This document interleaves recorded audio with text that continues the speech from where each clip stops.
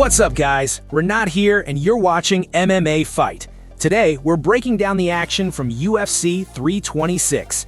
We had a massive BMF title clash between Max Blessed Holloway and Charles Do Bronx Oliveira II, plus Caio Borralho taking on Reinier de Ritter and a stacked undercard. Let's get into it. Luke Fernandez versus Rodolfo Bellato. Luke Fernandez came in with a 6-0 record and a ton of hype. He previously looked unstoppable in the Contender Series, scoring a 15-second finish, and was a two-time champ in Cage Fury. His opponent, Rodolfo Bellato, is a wild case. In just 4 UFC fights, he's seen every possible outcome. Fernandez started strong, picking Bellato apart with his jab and clinching effectively. It looked like a shutout on the scorecards, but midway through the round, Bellato landed a clean hook to the chin that dropped the debutant.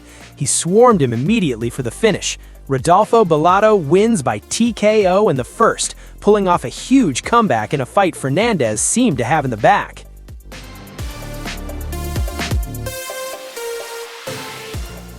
Dayar Nurgozai versus Tobias. Tobias is only 22, but already has 15 pro fights under his belt. He earned his contract with a first-round RNC in the Contender Series. Nurgozai, meanwhile, was looking to bounce back after a tough start in the promotion. In the first, Nurgozai stayed busy, punishing the body before shifting his sights to the head. 1-0 Nurgozai. In the second, Tobias landed a big shot and tried to transition into a submission instead of following up with strikes, but he couldn't close the deal. By the third, Nurgozai was in total control, spamming front kicks to the body and keeping the Brazilian at bay. He takes it via unanimous decision, 30-27 and 29-28.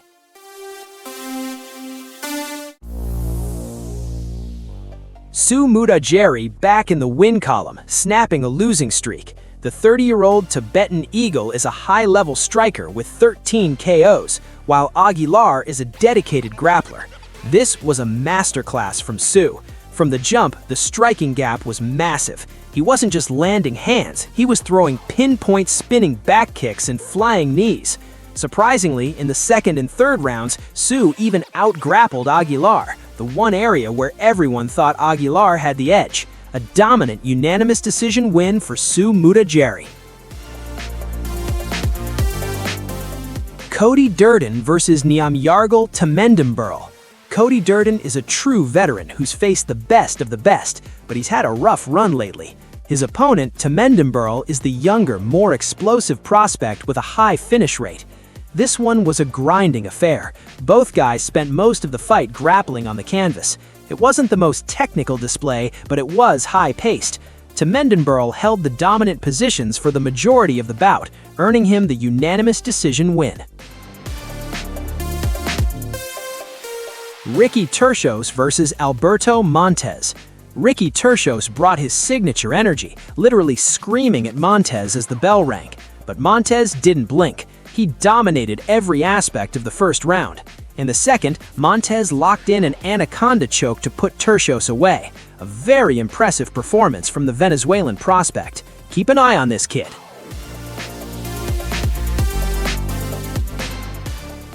Dontel Johnson versus Cody Brundage. Dontel is a physical specimen who recently moved down from heavyweight despite being only 5'8". Cody Brundage, on the other hand, is the definition of a wild card. Highly talented, but inconsistent. Johnson clearly took the first round with top control and a big shot on the feet. Johnson fired back in the second, but it was far from the dominant performance the betting odds suggested. It all came down to the third. In my eyes, Brundage looked better. He had more gas in the tank and landed the more significant strikes. However, the judges saw it differently, awarding Johnson a controversial split decision. Cody Garbrandt versus Zhao Long. Cody No Love really needed this one, but man, it was hard to watch. Cody started incredibly passive, just circling while Long pushed the pace. He did land a nice elbow in the clinch that caused a flash knockdown, but he also ate some heavy head kicks and knees. In the second and third, Long completely outstruck him. The stats don't lie. Cody was getting doubled up on significant strikes. However, Long landed multiple low blows in the third, leading the ref to deduct 2 points. That was the decider. Without the deductions, Long wins 29-28. With them, Cody, quote, wins 28-27. Honestly, a dismal performance from Garbrandt. Gregory Rodriguez versus Bruno Ferreira. RoboCop versus the Hulk 2. 3 years ago, Ferreira shocked the world by KOing Rodriguez in his debut. This time, RoboCop got his revenge. Rodriguez folded Ferreira with a single massive shot early in the first. No follow-up shots needed. A walk-off style KO. That's likely the best finish of his career and should catapult him into the top 10.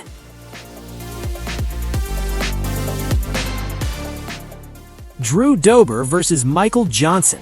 This was a certified banger on paper. Dober holds the record for most KOs in lightweight history, while Johnson has the most knockdowns. The first round was surprisingly tactical, with Johnson being slightly more precise, but the second round delivered the fireworks.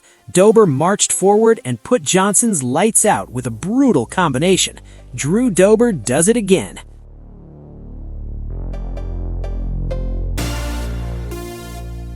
Rob Font versus Raul Rosas Jr., the classic veteran versus phenom matchup. A win over the number 13 ranked Font would have put Rosas straight into the top 15. Unfortunately, this wasn't exactly a thriller. Rosas had about 10 minutes of control time, but did very little with it. We're talking 18 significant strikes between both guys over 15 minutes. It was total lay and pray from Rosas. He got the takedowns and sat on them.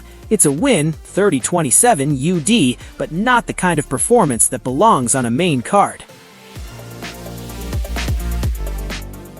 Co-main event, Caio Borralho versus Reinier de Ridder, a battle for positioning in the middleweight top 10.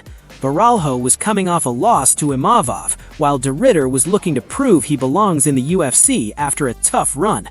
Borralho looked sharp on the feet, fighting with his hands down and picking de Ridder apart. De Ridder tried to make it a wrestling match, scoring a couple of takedowns, but he couldn't keep Caio down. By the third, Borralho was just the better athlete. He dropped de Ridder, controlled him on the mat, and outpointed him on the feet. 30-27 unanimous decision for Caio Borralho. Main event, Max Holloway versus Charles Oliveira 2. Max blessed Holloway was defending his BMF title in a massive rematch 11 years in the making. Oliveira came out like a man possessed, pressuring Max immediately. He secured a takedown, moved to side control, and eventually took Max's back. Max spent the rest of the round defending rear naked choke attempts. Round 1 definitely went to Bronx. In the second and third rounds, it was more of the same. Oliveira's grappling was just too much. He spent nearly the entire duration of both rounds glued to Max's back, or in mount. By the fourth, the fans were actually booing the lack of standing action, but Oliveira was clinical, leading 4-0 going into the final frame. In the fifth, Max managed to get on top briefly, but Oliveira reversed him almost instantly. In the final seconds, Max finally broke free and pointed to the center of the octagon for a BMF moment, but there were only 6 seconds left. They traded, the buzzer sounded, and Charles Oliveira takes it, 50-45, a grappling masterclass. What did you guys think of the event? Let me know in the comments. Don't forget to subscribe for more fight breakdowns. See you next time. Peace.